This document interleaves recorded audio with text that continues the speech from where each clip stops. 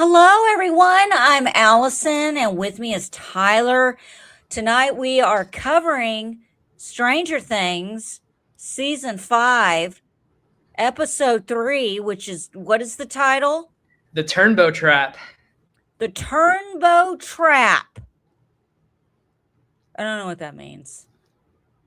I'm not, you go to this guy if you want to find out. I'm strictly here for comedy relief and to talk too much and interrupt constantly. What you Yes. do, Jack? So the Turnbow, the Turnbows are like Derek's family is like real estate moguls in Hawkins. So that's where the Turnbow Trap comes from. Okay, so we start off the episode by Hopper and Eleven. They're exploring the Upside Down together, and they come across this like giant wall of like gooey flesh with like these like egg sac thingies in it.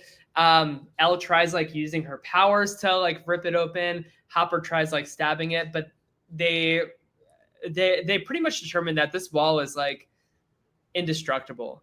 And they don't know like what is beyond it. It's just like huge and vast, and it just like goes like beyond like what they can see, right? So keep stabbing the egg sacs. Yeah, exactly. Just keep.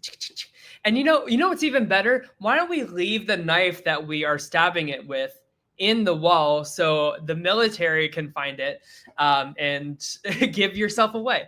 That is a great idea. Yeah, exactly, Allison. And that's exactly what happens. So the military catches 11 and Hopper at this wall, and they use this like sonar radar device thingy to block Elle's powers and give her this like intense like migraine. Right. And seemingly this only applies to like the kids that like have powers, because like Hopper and like the rest of the military are like totally unaffected by whatever this like sonar radar device thingy is. Hopper hides 11 behind a Turnbow real estate billboard, which I think is a cool touch. Like it's kind of foreshadowing that like the Turnbows are this like huge like real estate mogul family or whatever. So he hides Elle like behind there, but she's still like in pain. She's like trying so hard to like not give herself away by like shrieking in pain. Like that's how bad this thing is like affecting her. Back in the Right Side Up, Joyce finds Will and Robin riding bikes while driving. And I remember when we were watching this part together, and you're like, dude, the amount of times this happened to me as a kid, I was like out riding bikes when I shouldn't have been, and then my mom drives up in the car and I get a talking to. I got in trouble. So we lived in this apartment complex when I was like 11. 11, ironically. Oh, there you go. We were in between houses. We were living in this house and we're actually renting it. And my parents wanted to buy this other house, but it wasn't going to be ready for like 6 months or so. So we had to live in this townhouse and these apartments right down the street from the Hickory Ridge Mall, which was the mall. We had 3 malls at the time, and this was a great mall. And we would walk to this mall, me and these little friends I had, and they were allowed. I was not allowed. So when we would walk down this busy street, I'm like hiding in between the two of them, because they're bigger than me and Treya. But I got caught plenty of time. One time, my dad and my brother were in the car, and they saw me, and they just kept going. And then when I got home, my mom was like, "Do you want to tell me where you were?" And I was like, "Oh, you want to tell me where you were?" And my brother is just sitting in the background. Because my dad did not play. He was like, "You're gonna take your little ass down there. You're gonna walk your little ass back." Yeah. So yeah, I got in trouble plenty of times for that. I was a bad kid. Not a bad kid, but when I did something bad, I always got caught. So nobody ever wanted to do anything to me. Do not invite Allison. Her mom's got some kind of psychic sonar that goes off, and we're all gonna get busted. Maybe she has one of those like sonar things that the military has in the Upside Down. Yeah, maybe she's related to Dr. K. Who knows? So Joyce gives Robin a very stern talking to, and it's kind of cringe because like I know Robin's supposed to be a teen here, but like it kind of reads like Joyce is giving like a childish like scolding to like a grown ass person. You know what I She's mean? she's not a child. She's Yeah. she's a college age. She's at least 19 or 20, Yeah. and you're talking to this girl as if she's like a child. And that just again the turn, I just it kept cringing me out. I was like, man, I don't want to hate Winona Ryder. I Yeah. really don't. And I don't hate Winona Ryder. This character's pissing me off. You are talking to your son is not he's a man. Look at him for God's Hmm. sake. What is the I I can't feel because I'm like a they don't daughter. know. I feel like they have not known what to do with Joyce and Hopper and Jonathan's characters like since season one. I feel like it's all like the same rehashing of the same like tropes for each of those three characters. And Joyce, like, I understand that like Joyce in season one, she was like, my love for my son is what's going to like save him, and it's going to keep me She great. determined to like figure things out. But like, it's just not hitting the same when like Will looks so old.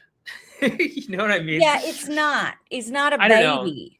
And And I get I you wish wanna that the, like the writers would like move on from it rather than like double down and like just give Joyce and Hopper like the same shit for like the fifth season in a row. You know what I I mean by feel I that? feel I feel like they've done more with Hopper than they have her, but Yeah. I feel like if they had just cast not a well-known actress as the mom, they could have done away with the character. Yeah. They really No, I could have done agree. they could have done a lot. Joyce is Winona Ryder's amazing, and they just Underutilizing her. they're Yeah. yeah, they're just again, it's not Winona's fault. Yeah. It's shit writing, and they're shitting Yeah. on her character, and it's not doing her any favors. Yeah, I agree. So she gives Robin a very stern talking to, and Will interrupts her to tell her he's not a kid anymore and that her plan sucked. And I'm Thank like, you. thank you. Thank you. Thank you, Will. Thank you, Finally. Will. At the Creel house, Mr. Whatsit gives Holly a really nice breakfast. I mean, this spread of like pancakes and fruit and whipped cream and orange juice and stuff, like, oh, that looks so good. He then tells Holly that Derek is joining her next, and she doesn't like that. And he says something real creepy. He's like, do you want the monsters to get him? I can make that happen. Like, so he's like already like laying the groundwork that like He says it it's in a way, though, that's not threatening to her. yes, exactly. It's like cult leader kind of vibes. I don't know. "Hey, It's like hey, so you don't like creepy. him? You don't like him? I can have the monsters eat him. What do Hmm. you think about that? Because I'm protecting you. 'Cause I I'm want to make protecting sure. Yeah, I'm a grandma, exactly. I'm not creepy." Ugh, it's very like kidnapper, It's like pedophilic kind of like. I hate to say that, but like I don't know. It's very very creepy to me. but that Um, actor is so, like yeah, I he get it. is. Like, something about him in glasses and dressed like I'm like, "You're kinda good looking. What are you doing?" Yeah, yeah, yeah, yeah. Yeah, no, I'm yeah, besides the creepiness, I'm into Yeah. it. Yeah. So Mr. Whatsit then tells Holly, yeah, I have some errands to run, but I want you to enjoy the house. Have fun, like play dress up, do whatever you want, have the best time. But under no circumstances are you to go out into the woods. You have to stay here at the house. He gives her a boombox, a pink boombox, with a cassette tape for Tiffany's I Think We're Alone Now. And Allison, this song has been playing like nonstop on loop for me. Like it's I loved this song before. Okay, so you know how I always say like I've never heard of this song, never seen this movie, blah blah blah blah blah. I know this song very well. I actually had it played at our wedding during dinner. So can you give me that credit at least? I'm That giving like you I that knew this credit. this You finally know something from the '80s, but continue.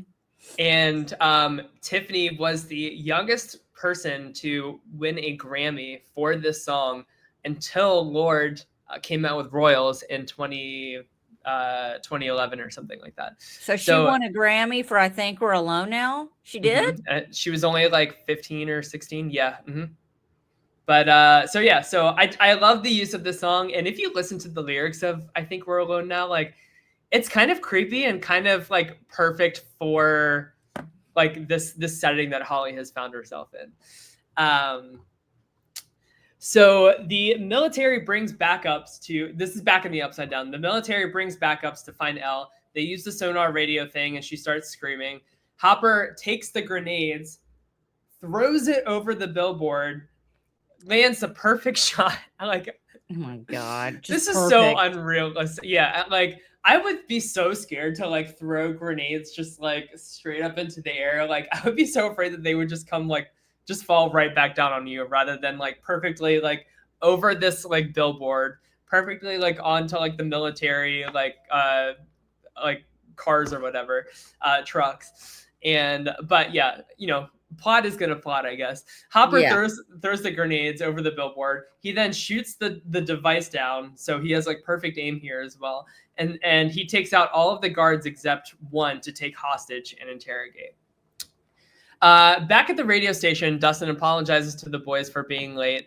And you're right, he lies and says that it's a bike crash, and like the boys don't really like question it too much, but like they know that he's lying, basically. Okay, I have to correct you on something that's bothering me.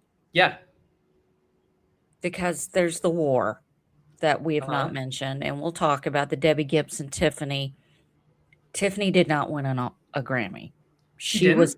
She was the youngest person to be nominated for a Grammy at Oh, 50. okay. Excuse me. Pardon me.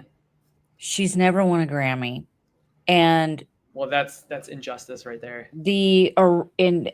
I'm not, I'm just going out on a limb here that Tiffany is not known for original songs. I think We're Alone Now was originally done by Tommy James and the Shondells. That's not her original song? No, that is a remake from a song I from had the no idea. 60s. And furthermore, there's another song on the same tape. The I'm tape so that you're embarrassed. referring to is her self-titled debut album called Tiffany. With And that picture, right? with Like that that when she's picture of yeah. her in the blue t-shirt and Yes. sweater with flybacks that every babysitter I ever had wore. Yeah. And she also had another hit song called I Saw Him Standing There, I which do know is a that one. remake of a Beatles song Yes. Yeah. called I Saw Her Her Standing standing there. Yeah. There. Yeah. So So she she was just did like a teen who like did covers of well, she songs had other songs. at All the This mall. Time was a song that she had on, I think I can't remember if it was her, but she Could Have Been was the ballad, her first number one from her debut album. She was the youngest at the time. She beat Debbie in that category with Okay. Could Have Been, which is a beautiful song. And then she had All This Time like a year or two later, but she never peaked after that. Also, fun fact, New Kids on the Block opened for her during Wow. her first tour. Dang. The So very she was next like a big, Oh, like honey, I'm a not mega done. hit. The Okay, sorry. very next year, New Kids she opened for New Kids on the Block. That's how that's how far it went. And Yeah. there's a whole behind the music documentary about it. How she does there's the bat, and I don't want to get, but I'm gonna get into it. I'm a big Debbie Yeah. Gibson. Yeah. Debbie Gibson and Tiffany both came out in 87. Actually, if you want to be more timeline accurate, Debbie recorded Out of the Blue in 86, but we're not nitpicking. We're not nitpicking. Debbie Gibson also wrote every single song on her debut album, Out of the Blue, and had Mhm. the number one song, Foolish Beat, was Mhm. her first number one. And then her second number one was Lost in Your Eyes from her second album, Electric Youth, which was a big success. And she kind of turned into like she went to Broadway and musicals and did all that. Yeah. They both went down completely different paths, but there was a huge rivalry that was kind of generated by the press and everyone else. It was not a social, didn't have social media back then. But the big thing was Tiffany had this raspy kind of voice, and she's, kind of was like a young Yeah. Stevie Nicks, like sounding chick, and she was a little bit year younger than Debbie. And she had these songs, and she went around in malls. She did all her concerts in malls. Yeah. That's what she did. And Debbie Gibson got this record deal, because she was classically trained on the piano. She's a accomplished pianist and guitarist, and writes her music and stuff. And the big thing was, well, Tiffany is not original. She does all this stuff. Yeah. And then Debbie's the one here. So there was a big right. I could show you a pinpoint presentation of I never forget this little friend, my Trish. I don't know where you are, Trish Priest, but God bless you. We fought so much over this. I was Team Debbie. She was Team Tiff. And Bop magazine, Big Bop magazine had a poster magazine called The Big Bopper. Okay. And like every other month, like every two, it would put out the poster edition. And that's why it was called The Big Bopper. It was nothing but posters. And when I talk about posters, it's like 4 8x10s. Okay. Just glued together in one big picture. And we would get these magazines. We would put our money together and we would buy them. I would give her all my Tiffany pictures. She'd give me all her Debbie's. I also was obsessed with Alyssa Milano. So she would give me all her Alyssa Milano. I would give her all my Kirk Camerons. Like, it was just this back and forth thing. So the biggest fight we ever got into was when we got that Big Bopper magazine. It was October 1980. I'll never forget it. Debbie and Tiffany were on the same back to back on the back of each other's posters. Yeah. And I mean, that was a big deal, right? It was a big deal. And it was my magazine. Yeah. And I got it before I showed it to her. And I took the poster out and I hung it on the wall so she couldn't see behind it. Yeah. And she's like, well, I thought there was a Tiffany poster. I said, dude, they totally did not have a Tiffany poster in this edition. I know, right? Like, how? They totally did her dirty. She was eyeing that poster and she kept creeping closer to it. And I was like, what do you? She's like, I need to look behind that poster. I was like, I go, you're not touching my Debbie poster. Yeah. And it was over. It was on the side of my bed. We literally were wrestling, not fighting, but like girl wrestling. Yeah. On my little bed. Me trying to keep her from she ripped my poster off the wall. And she ripped it. Like, it ripped, but it ripped. Yeah. And she saw the back of it and she was like, she got real upset and she was crying about it. Was that the end of your friendship? Did you guys ever recover after that? There was a little rivalry. Like, we became like, feel like, we became frenemies. Arch enemies. Yes. That day, because I was eyeballing her and she was eyeballing me, and on the bus, and then finally we were just like, whatever.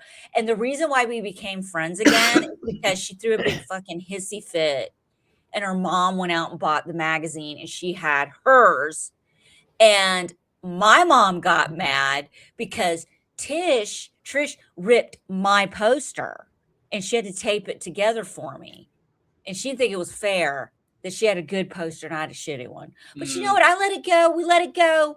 We were friends, and she ended up moving away.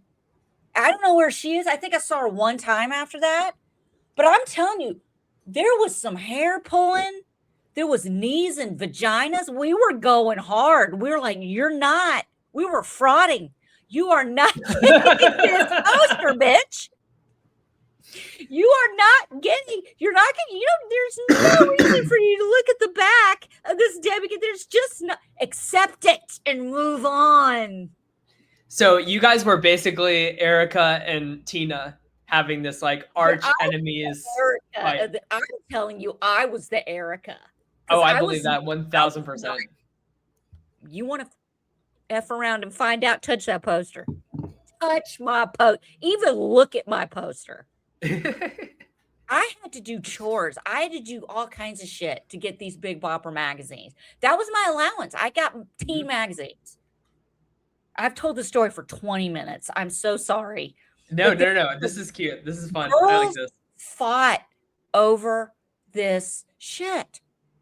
And don't even get me started. God, if they ever did the New Kids on the Block rivalry with all these other boy Oh boy. bands, that was Yeah. a whole other thing. But yeah, so that's my story. I'm that's why I'm Team Debbie. And actually, Mhm. she goes by Deborah now. I don't even know what to. Tiffany's living large right now, getting residuals. I'm pretty sure from Oh this. my this God, I'm great sure. record. Yeah. I love the song. I Yeah. love it. I've been It is a listening good one. too. I feel so guilty. I feel You know so what's cute? Our content creator for our wedding, she sent me like 400 videos of just like random clips that she got of people like hanging out at our wedding. And one of my favorite clips that she sent is this song, I Think We're Alone Now, is playing. And it's Susie and Sarah. They're like waiting at the photo booth, like for their turn for the picture. Yeah. And Susie Meister is just like bopping in the most like cutest way, like singing the words to I Think We're Alone Now. And I love it so much. But I want to show you something really quick. Let me show you yeah. something really quick. This is very nostalgic. Not a lot of people have these I anymore. think we're alone. I'm gonna show you this. There doesn't Dang seem to be anyone around. I think we're alone. This is how deep this river goes for me. Okay. I have a collection of nostalgia from my childhood. Can you hear me? I have this nostalgic collection from my childhood, and I pulled this out just for this. This is from the Debbie Gibson concert that I went to November 18th, 1989. I also would like to point out that I became sober November 18th, 2017. There you go. Wow. I just put 2 and 2 together. This is what they call a program. Oh my gosh. I love that. This is a real, and when you, I'm not even done. This is going to be the longest episode of our show. Look at it. It expands. This is so cool. Look at this. It's an actual, it turns into a picture. You have signature Debbie. You've got the pictures. I mean, this is so gosh damn old. This is like Taylor Swift. This was like, this is Taylor Swift. You should see like how, I'm just curious, like I'm not saying to sell it, keep it for yourself, but I'm curious like how much that would go for like on eBay. I mean, that's like a collector's piece. This is when she had her Electric Youth perfume line. Yeah. These are the pictures that were on the thing. That's so cool. I still have, here it is. I still have this. I still have the original Electric Youth perfume bottle. Now, I haven't opened it in 30 years because I don't know what it freaking smells like. Yeah. But I have the original, I got it at Dillard's in the Raleigh Springs Mall. But like she had a perfume line, and this is all, this thing's falling apart. Okay, for episode 4 recap, would you consider just spraying one spritz of that in the air to describe what it's I gotta find, it's in a big box that's buried in the attic. Okay. So cool. I would have to I can try because I did to get this out. Yeah. But this is like, I don't want to go through this whole thing, but like, it's got pictures of her and her family. And like, this is like Taylor's, like, this is the kind of stuff that Taylor Swift people are all into. And like, this is this is an artifact. That is so cool. But my favorite thing is like, this is 30 years old and I've seen her in concert more than once, but this for a 12-year-old little girl and it opened up like that was like a big deal because we didn't have social media. We didn't have all this other stuff. And so I have original in my box. I'll have to dig it out. I have the perfume. I have the Debbie hat. I had a black hat. I had the Debbie of all the CDs. I have the cassette tapes. I didn't get the lyrics. I didn't get the lyric sleeve because because back then, if you got lyric sleeves inside your tapes or you needed a magnifying glass to read them, I wrote the lyrics out to every single one of her songs on Out of the Blue. So I could have I did it myself, and I did it by listening to every song, stopping, starting, stopping, pause, all that Mhm. on my little boombox. That's how Yeah, you did it back then. Because I just didn't look at no life. Okay. But anyway, that's just a little nostalgia I love that that. so when I That's tell so you cool. I'm Team Debbie, dude, I will draw blood. Yeah, Anyway, hence back to your Stranger team Things. Debbie Gibson for life. Said it. I was I wondering live it. what that was for, but that makes sense now. Very cool, very cool, very cool. All right, so the reunited party at the radio station goes over the plan to take the Turnbow family to safety at the McCorkle farm and using the Turnbow's house to trap a Demogorgon and install a tracker so they can see where the Demogorgon retreats back to in the Upside Down, possibly leading them back to Vecna. We then get that cute little like montage of Holly while I Think We're Alone is playing. And it cuts Baking to a Holly cake. baking a cake, jamming, just having like a girl's like fun day, right? Trying on a bunch of dresses. She picks a blue dress. She picks out like a telescope out of like this little like trunk of supplies, a red cape collar. So she's like really dressing the part now of Holly the heroic, the Yeah, little it matches the statue little that statue. Mike gave her. Yeah, yeah, yeah. And I just think that's so cute that Holly is like, we've seen Erica kind of like, yes, Erica's like a big nerd, but she like doesn't want to admit it. Like I feel like Holly, like Nerd. she admits that she is a nerd. She's like claiming her title here, which I love. So while she's like having this like fun like dress up day, somebody is like ringing the doorbell a bunch of times and in a very like panicky kind of And tempo we to it. have no idea who it is. I knew who it was. You knew who it was right away. Oh, I knew. I knew. I Allison knew knew. it was coming down the pipe. So Holly goes to answer and nobody's there.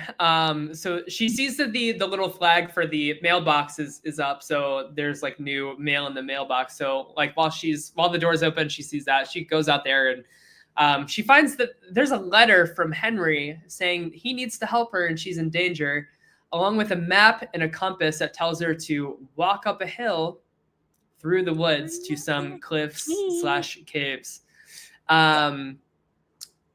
He just said, "Don't leave. Don't go." Why wouldn't he have come in there? Why would he put a letter in the gosh damn mailbox? Mm-hmm. These people are killing me. I'm losing my mind.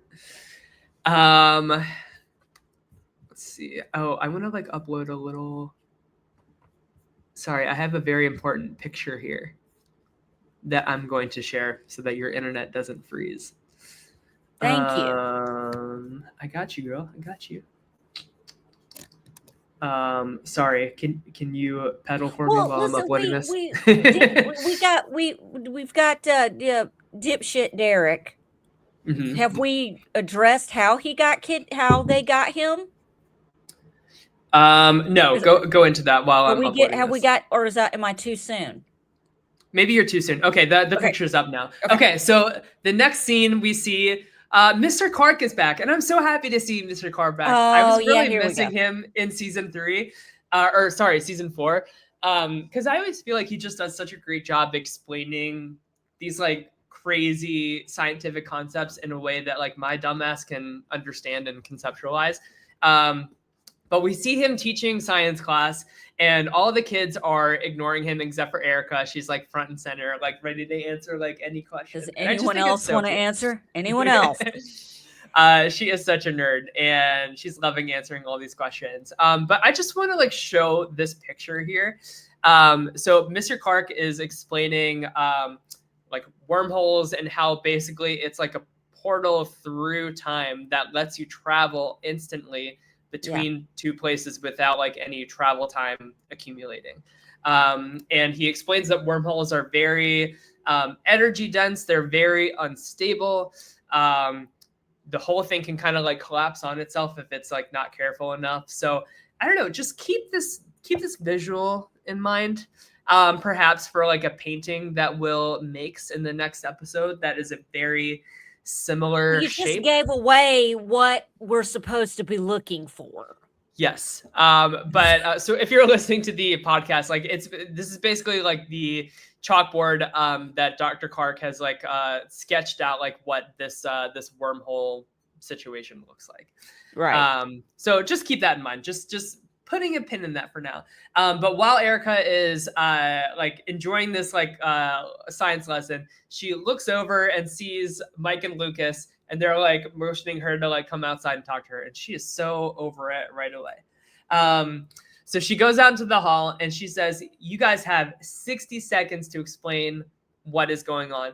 And what's funny, Allison, is I saw this on Twitter. Somebody tracked the exact like time of this like minute, like, so from when Erica says "and go" to when Erica says, "All right, your 60 seconds is up." That is exactly 1 minute long. Like she literally gives them a minute. She does not play. You're right. You're right. So the boys tell her they need to drug the Turnbow family because they need to save Derek from Mr. What's-It. But they need Erica because Derek's older brother, Tina, is Erica's best friend. And we have heard Erica. Sister? Yeah. Sorry. Excuse me. We've seen Erica reference her friend Tina like for the past few seasons.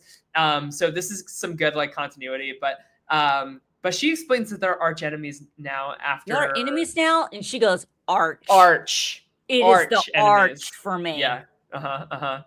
And I don't know. It sounds like your friend the Debbie Trish. Gibson. Yeah. We're arch. I told you we became arch enemies that day. So this is very relatable of a situation. There was no trust. There's no trust. Like it kind of turns into fake nice. Go ahead. No, you go ahead. No, you. That's what it is. So Erica's like, sorry, nothing I can do. I guess the world is gonna have to burn. And I just love that Lucas is like, why don't you use your words to say a word that rhymes with Bari, with Mari? Why don't you just say I'm sorry and then drug her? And she's like, I don't know if I can do that. And then Will's like, or Mike's like, you never have to talk to Tina again after this. And then that's when Erica's like, well, no, she says it's for Holly. Yeah. And then why didn't you just say that? But see, that's the thing. You go around with someone like Erica. Look, we need you to kiss Tina's ass so we can drug her entire family and kidnap Derek because Holly's in trouble.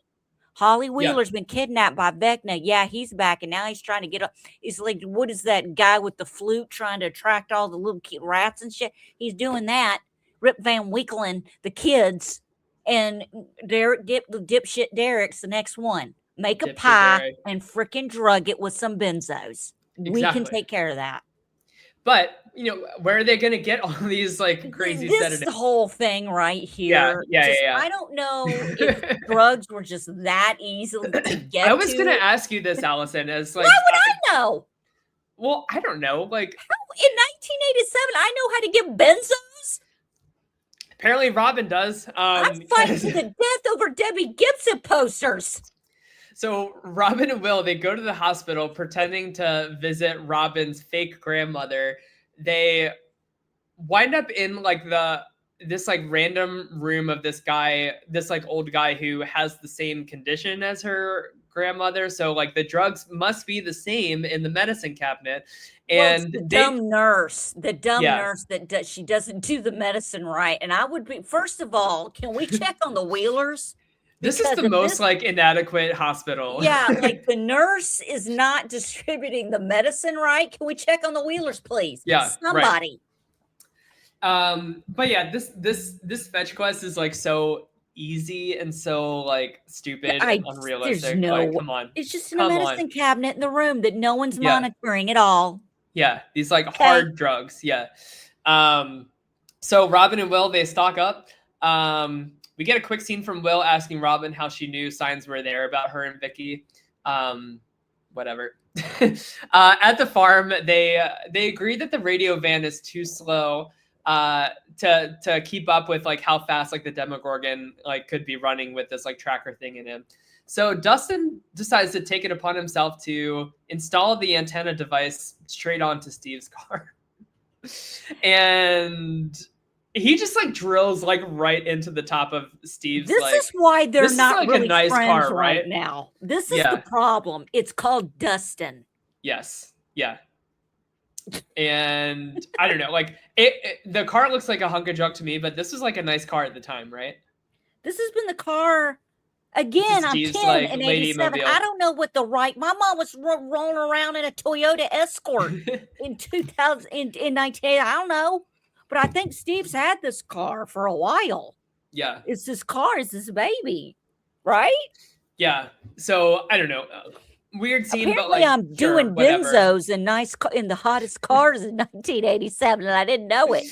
Listen, How I don't about know that your wormhole? timeline. So next we get this like kind of annoying scene between Nancy, Murray, and Jonathan to Oh, so basically like Nancy like goes over the plan about like installing like a tracker inside one of the bullets of her like solid shotgun. right. And Murray's like, I don't think that's gonna work. Like the heat of the bullet, it's gonna like melt the tracker, blah blah blah. And Nancy's like, is that confirmed or is it a theory? And Murray's Okay, like, because see, this It's pisses a me off theory. because Nancy's got to take criticism of some kind. Bitch, you don't know everything. Okay. Murray knows some stuff. Dude, she's so freaking angry with that perm. Like, I'd be angry too if I had that perm. Come on, man. A lot of girls had those perms and they were bad. But like, she is just taking it a little too far. But continue. Yeah, Sorry. she's like fixated on Being angry and pissed. yeah, like going in there like full steam ahead. Um, so they decide to test it on some potato sacks to test the tracking bullet. And we just get this awkward scene of like Jonathan telling Murray he hasn't given her the ring yet, and Murray's like awkwardly like shoving him in the direction of like, no, you have to do this, you have to do this. Like if Jonathan's not ready, like, and Nancy is like in like survival mode right now. Like she is not Yeah. thinking about any relationship bullshit because like her whole family is like about to die here. I'm not ready. Let me tell you, I'm not ready for them to be engaged. And I'm going to tell you so. I'm going to Same. make a prediction. Here's the prediction. I have not seen any of this. We're just, I don't know anything. So if this happens, don't get mad at me. But you know how my theories do come into fruition. Mm-hmm. Callie, one word Callie. And look what I'm just saying. Yeah. Yeah. I have a feeling somebody's getting a ring on their deathbed. Somebody's going to be dying and it's going to pull out that little Zerbic zirconia.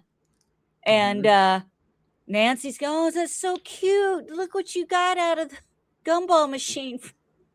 Or maybe like Steve finds out about the ring and he like has like a heroic sacrifice for Nancy Or and Jonathan. maybe Steve sees the ring and goes, no, Nancy deserves better than this. Goes and buys a nice ring and gives it to He's like, here, give me that little zirconia. I'm gonna give it to Holly for fun. Yeah, exactly. He's like, I'll give this to Vecna instead. Give this to Vecna. But I did love the line where Nancy says like something about like the size of Murray's like potato sacks or something like that. I don't know. It was like a funny like entendre. Yeah. Anyway, back at the Upside Down, Hopper interrogates Dr. K's guard that they caught, and he's not budging. He tells him that Elle can mind tap him if he's lying. Elle then touches the guard. So Elle mind taps this guard. And inside this mind tap, she's able to access his bank of memories by like touching his head. And this is the first time that we have seen Elle be able to like basically like a filing cabinet, like sift through somebody's. But we can't memories. find Dustin in episode 1 with the crawl. I don't understand like where this comes from. Like I wish they kind of explained like this like level up in Eleven's powers, but like we have never seen her like sift through like somebody else's like memories like this. Like usually like when she's mind tapping into somebody, like that person is in control of what memories they're sharing to 11 rather than Elle being able to like nitpick memories that she wants to see. You know what I mean? Now, let me ask you a question. I feel like with Billy, she wasn't. I mean, was he showing her those memories of his mother and stuff, or was she going? He was showing her. Okay, yeah, I kind of felt like she was kind of digging around in there. Maybe. I mean, maybe I'm interpreting it wrong, but like no, you're not. Feels like it just felt like kind of out of nowhere to me. but anyway, so in the memories, she sees him tell Sullivan he doesn't trust Dr. K, and there's a military base in the Upside Down. She radios these answers to Hopper, and he uses it to prod to like interrogations further.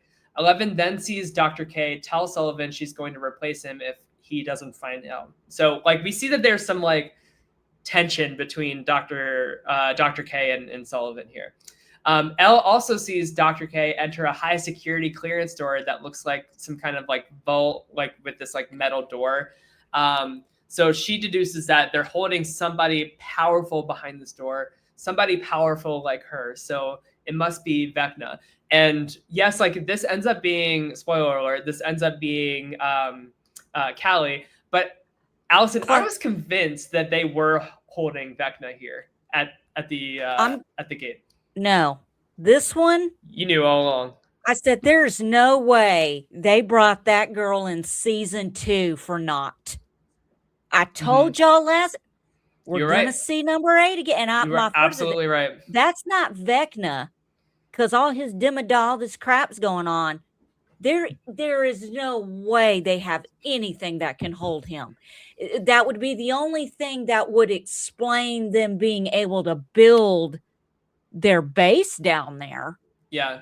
But how are his dogs and everything going through the time, whatever the hell, they're ripping through the space, whatever, upside, left side, upside, flip, cleft lip, I don't know, whatever they're going through, stuff. It to me, in my mind, and I didn't say, I kept my mouth shut. Because I was like, man, I am not going to say a word. I'm going to wait, because I have a feeling we're not going to know what's behind that door until the end of the. I didn't know it was going to happen so early. Yeah. But no, I am glad that like that wasn't like a cliffhanger. Yeah. Next we see Holly. She grabs a spear from the fireplace, so that's her like weapon of choice here. And she decides to venture out in the woods. She notices her telescope has like a cover with like a little cutout. And did you catch, Allison, that the shape of this cutout in the telescope is the same shape as the cutout in the cave that Max is hiding in? It's that same kind of like M shape. Yeah. So a little foreshadow there. And I'm just going to keep talking about Holly for like this is like the end of the episode, but like we're gonna do the Turnbow stuff after. Dude, I literally went on a tangent about Deborah Ann Gibson for 20 minutes. Go for it. Well, I'm just saying, because this is like a very quick scene, and then it does the Turnbow stuff, and then Holly finds Max. But I'm just gonna say here. So Holly goes into the woods. She walks up that hill, and she makes it to the cave. She makes it to the cave cliffs where Henry's supposed to be. She gets spooked by something. She runs back into the woods, hides under some rocks, and she's found by none other than a very unwashed looking Max. And I don't like, we'll get more into it with like chapter 4, but I'm really liking this like fantasy stuff with like Holly and Max so far. I know that you're like not a fan of it, so why is that? I don't know if I can get started here, because. Do you want to save it for chapter 4? I feel you need to be different, because. Okay. I mean, what is she hiding in Stonehenge, and it's supposed to be Jesus, and Vecna's the devil? I mean, what is happening here? I don't know. And, so Henry was like flayed by the Mind Flayer for the first time as a kid in Utah, in like this like cave system that he stumbled into like as a kid. So that's why he is afraid of those caves. Where have I seen this? Where have I seen this in the show, though? When did they show this? They haven't yet. Okay, because see, this is I know where you're going. I know the little musical show. The little musical. The play, there's no music in it. Yeah. Well, whatever. But here's the thing. You cannot assume that everybody has seen it. I have not seen it yet. I'm waiting. I don't know what I'm waiting for, but I'm waiting. I think they're going to explain what, like, I don't think that they'll they'll leave that context missing for people who haven't seen the play. I haven't seen the play yet either, so I'm not sure like exactly what, but like all of this goes back to like Henry Creel's childhood, basically. And basically this whole like fantasy world is like a culmination of Henry's like memories that Holly and Max are stuck in, and they're trying to escape. So that will be, we'll talk more about that in chapter 4, but Right. so that's where I'm leaving off like Holly for now. Okay, so back in the right side up. So at the Turnbow Mansion, there's a ring on the doorbell, and Tina opens the door, and Erica has this like sweet old pie, and she's like, Erica, I am so sorry. I really miss our friendship, and I apologize for what happened in PE class, and nothing will ever come between us again. And her parents like see this, and they're like, oh, Erica, come on in. Why don't you join us for dinner? It's okay, sweetie. So the plan has started here. So her parents and Derek quickly start eating the pie, and her parents start getting like really loopy. It's funny that like, okay, so Derek's he's a big boy, you know, he's not just slightly overweight for his age. I will say he's a big boy. So it's funny that freaking obese. He's fat. I'm sorry. Yeah. I'm not trying to be ugly, but that kid needs he's big it's kid. It's an important descriptor for the plot, because like his parents like pass out like way before Derek does, because he's a big boy, and he had like a second piece too. Dude, it was not happening right away. No, it was not. And so Tina refuses to eat the pie because she's watching her figure, and she sees her parents pass out, and she goes over to check on them. And so Erica goes over. Glaze over this. You can't glaze over this. First of all, Tina's low key anorexic. Okay, stop. Low key. And she's like, I don't want, I'm just watching my figure.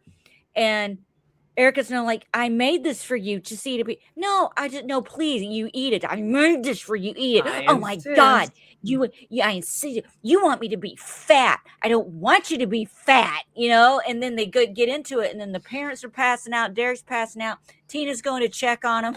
And it's my favorite part. Erica pulls out a syringe and just walks up behind. Tina's like, get help. She's like, you should have eaten the goddamn pie. She like just I told you to eat your damn pie. Like she just, boom. And it was so funny, the whole thing. Good. And they're sitting outside in the van, and Steve and Dustin are sitting there, and Steve's like, wait a minute, I thought that Tina and her, you know, and Erica weren't friends anymore. And Steve's like, and Dustin's like, oh no, they're in, you know, they're, you know, arch enemies, you know. It's like, what do you mean? She's like a villain. Well, she's not a bad person. She's a villain. You go, what do you mean a villain? Like, just slit your throat and take your dogs and make a coat out of it. So the party uses the newly freed up radio van to load the passed out Turnbow family into the van to bring them all to the McCorkle farm for safety. Right. Nancy, Jonathan, Steve, Mike, Lucas, and Dustin all stay behind at the Turnbow Mansion to set up the trap. And this trap is so cool, Allison. This is so classic Stranger Things. I feel like it was a really cool callback to like the first season when like Nancy and Jonathan and Steve like set up like the bear trap in the buyer's house. And like that, it's very like Home Alone style, like booby trap house. Very cool stuff. So they fill like water balloons with acetone. They have like a wire that when tripped releases like a spiked plank thing like from the ceiling. They cut a whole ass like pit in the living room with a chainsaw that Steve finds. I just want to go on record that if those were my neighbors, I would have been in the, you know me. I would have been in the window with I would have been, what is going on over there? The fuck are they doing? Maybe that's why your neighbors are so noisy, Allison. Maybe they're making a Turnbow trap. Where are the neighbors? But this thing is so like this whole setup is just so freaking cool to me. So they use the chainsaw to cut like a huge pit in the living room. They cover it with a rug, and underneath that pit is like a whole bunch of like steel wire that they like wrap around. That's like in like the basement underneath Where this did they like get giant this stuff? cutout hole from Murray. They've been like hoarding all of these supplies for like the Was past 2 years. Was he going to Academy Sports and just picking it up on the way back into town and nobody's checking his shit? What are you doing with all this stuff? I would trust that Murray knows how to find this stuff for sure. But I mean, who's checking his van when he doesn't he have the checkpoints? He hid it like underneath all the like groceries and stuff, I think. But he stops at the radio tower first. Okay, I Once he got gets you. in. Yeah. I'm not questioning my Murray. I'm No, not. I got you. You know, you're questioning the writing, which is totally valid. So they have like the steel wire in the basement that the Demogorgon will fall into. Jonathan and Nancy will then be behind the bar. Jonathan will like throw, I guess like, what are they called? Like the little like flare. Molotov cocktails. Yeah, whatever. Just to like light it on fire. And Nancy will shoot the tracker bullet into the Demogorgon. Meanwhile, on the outside, Steve and Dustin are in the car with the radio thingy attached to it. So as soon as the Demogorgon leaves, they can start like tracking it. We cut to like another like Joyce and Will scene. Joyce reminds Will what she's seen and how she won't stop worrying until it's over. Blah blah blah. He tells her, You're the one we don't care about this season. Yeah, like they're working on their mother-son relationship, whatever. Nobody cares. Back to the Turnbow house. So the lights start flickering. Everything is all set. The Demogorgon rips through Derek's bedroom ceiling, just like how he did with in Holly's ceiling. And Allison, this whole sequence is just so freaking cool to me. The Demogorgon slashes Derek's bed, and it's like that mannequin underneath. Lucas then catches its attention, throws the acetone balloons on the Demogorgon, and lands all three. So now the Demogorgon is like very flammable. That mannequin was not nearly even close to the size of Dick, but it's a Demogorgon. Yeah. The Demogorgon trips on the cord, gets whacked with that spiked plank thing. The Demogorgon chases Lucas into the living room where that like rug hole thingy is. Lucas does this awesome like jump over the rug. Mike then whacks him down, so he falls into like those like steel wires. Then Jonathan and Nancy take turns. Like he throws like the flares at the Demogorgon, who's like caught in the steel trap. So the Demogorgon's like on fire. It's like getting cut up in like a million pieces by this like steel trap thingy. So it's like stuck. Nancy then successfully shoots the tracker dart into the Demogorgon, and that's when it decides to retreat. It like rips like a new gate, right in like one of their like armoire cabinet thingies, which is cool. It's crazy how like they can make a portal out of any wall surface thing. I'm kind of wondering if Will's gonna be able to do that. I was thinking that, like, man, if he can do that's a good idea. That would be powerful. But you've now what we've talked about what weapon did Lucas have? All he had was like the water balloons, and can we in the behind the scenes like video for this episode, they explained that like they wanted Lucas to be the one to like throw the balloons and like be the one that the Demogorgon chases, because Lucas is the most athletic out of everybody in the party. So he had the best shot of like outrunning the Demogorgon to bring it down into the living room. What was in the balloons again? Acetone, which is I think it's like a paint thinner that's like highly flammable. I thought that was because he was such a dead shot with that slingshot. Oh, that it could be, but they didn't explain that. I'm joking. I kind of wish he had the slingshot again. I was thinking during that entire scene, I go, he's lost the slingshot. He never really hit shit with, just a couple of times. And I won't deny him that. You're going to take the kid who made the one winning shot in basketball, maybe hit two things in all the first 4 seasons with his slingshot. Yeah. A big task of water balloons with flammable fluid. Okay. But at least we had Jonathan in the right spot. Yeah. At least Jonathan contributed Nancy, something. Yeah, exactly. Just throwing something. And God in a bless big hole Nancy. you can't miss. She has the aim. He couldn't miss. He could not miss that big hole. So the Demogorgon retreats. He like opens the gate and like runs through it. Then Steve and Dustin start chasing, or no, so Jonathan and Nancy get into Steve's car and they start chasing the Demogorgon via the tracker. And there's this like fun like sequence of like them like driving through like a bunch of like backyard fences and stuff like that. But then they notice like the signal is weakening, and Dustin like turns the tracker thingy around and notices the Demogorgon has started turning around and like started heading towards another direction, maybe towards the farm, possibly.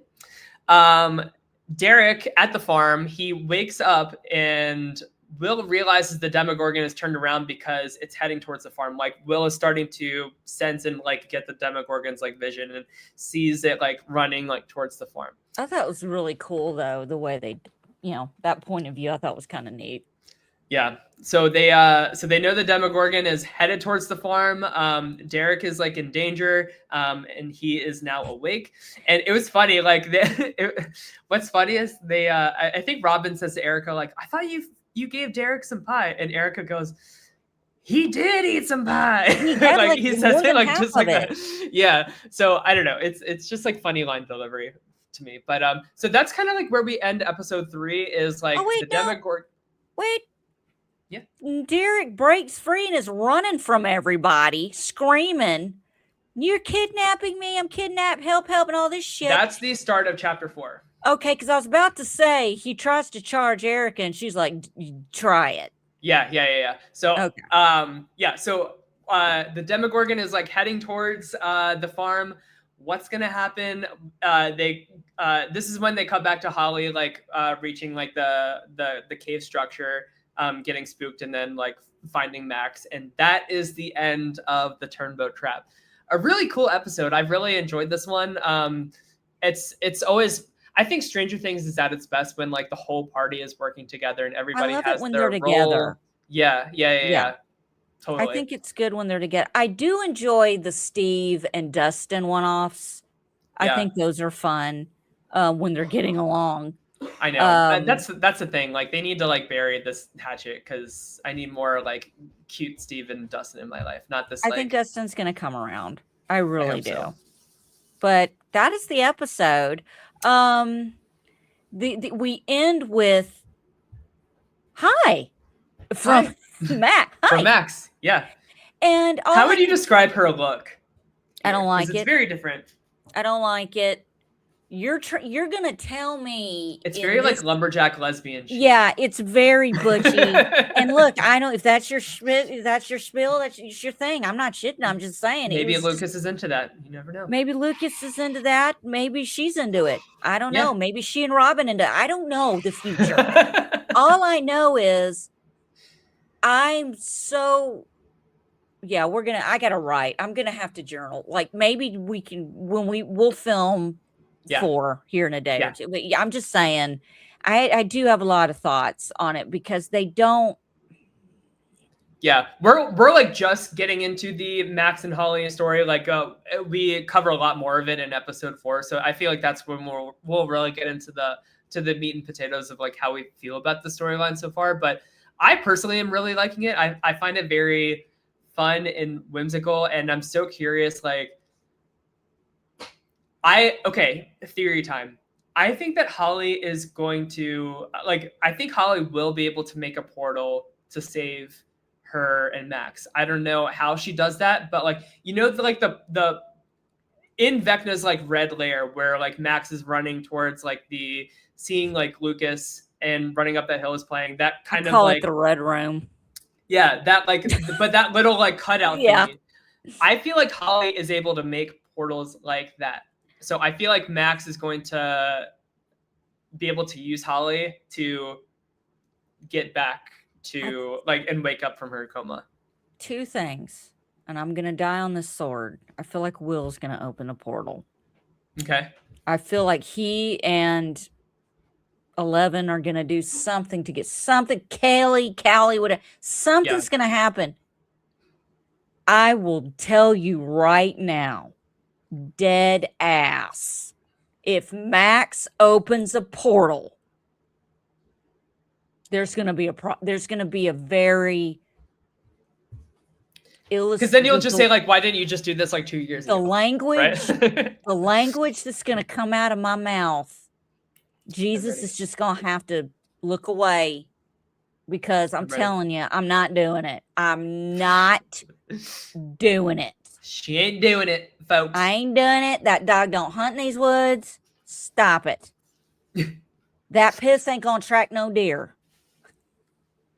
Yeah, I'm excited though. It's very like Alice in Wonderland. Like that's kind of how it feels to me. Like this like very like twisted, fun, whimsical world. It's fun. Yeah. It's cool. It's look, we love this shit. We're not giving you a hard time. We love it.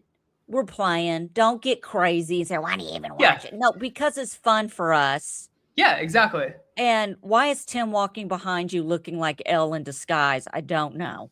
But he's wearing a hoodie. I didn't know it was him. Who's in your apartment? The hoodie completely threw me off. No, but maybe it was Holly. It was Holly. I'm actually streaming from Vecna's memories here. Are you? Hey, you know, and before we wrap this, I was just going to say, my first thought was when I saw Will's point of view of the demoed things running, and you could see it from their point of view. Yeah. My first thought was, I bet that's what it'll look like if I put a GoPro on my cat. You should, and then like you should put like this like red like filter over it. Oh man, I could make my own thing. It'd be awesome. Yes, because Daisy likes to chase sunlight. If there's a crack of sunlight, she attacks it. And I posted a video on Instagram, Facebook. I showed y'all. Like, what is she doing? Dude breaks out of nowhere and just attacks the sun. She does that all the time. And I just happened to have I forgot to turn the camera off when I got home from work. And I happened to catch it.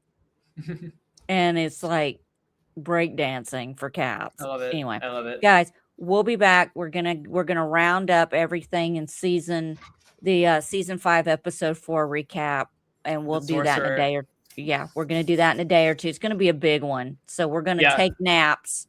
We're gonna have some benzo pie. I have so many notes for that episode. Yeah, it's gonna be. I don't have. Listen, we're gonna take some benzo pie. Yeah, we're gonna take a nap. Eat your damn pie. So go ahead, enjoy these 3. We'll be back. Dude, like right now, if you're watching, like, we're right around the corner from Christmas. I'm just kind of wondering out loud, like, originally it was supposed to be Thanksgiving, but they did it the night before Thanksgiving. So I'm wondering if we're going to get a little Christmas Eve. Maybe get a little one episode, a little something. Well, we did just get a trailer for Volume 2, so we can kind of maybe speculate like what I haven't seen it. I have not seen it. Okay. All right, I'll send it to you, and then we'll chat about it when we talk at the end of our episode 4 recap. Well, we all know. Well, you know why I haven't seen it. You know why I haven't seen it. I don't know, because life. I've been lifing.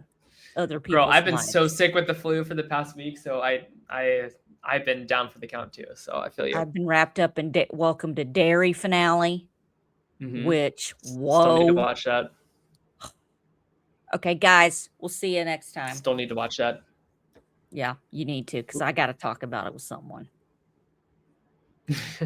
All right, guys. Well, we'll be back for episode 4. We'll see you guys soon. Bye-bye. Bye.